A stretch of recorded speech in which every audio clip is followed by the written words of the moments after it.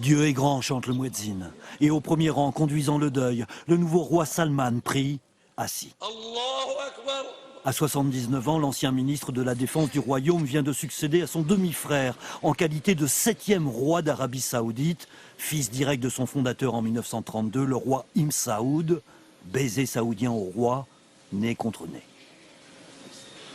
Dans la mosquée au centre de la capitale, entre alors le corps du défunt, Abdallah Abdulaziz Ibn Saoud, décédé à 90 ans après 10 ans de règne, cette nuit, à 1 h du matin, d'une pneumonie, officiellement.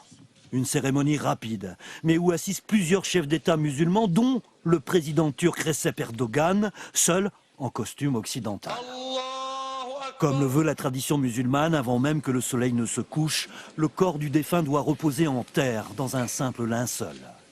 Le nouveau roi Salman, dans ce cimetière, a revêtu une taube noire. Il vient alors symboliquement prêter main forte au porteur de cette civière en bois. Un strict dénuement apparent pour l'un des hommes les plus puissants et les plus riches au monde. Loin de ce ballet des keffiers au palais royal où chacun se presse ce soir pour prêter allégeance au nouveau roi, en Suisse, le président François Hollande a annoncé sa venue dès demain à Riyad pour présenter ses condoléances à un pays partenaire, a-t-il dit, l'Arabie Saoudite, lui aussi membre de la coalition militaire contre l'État islamique.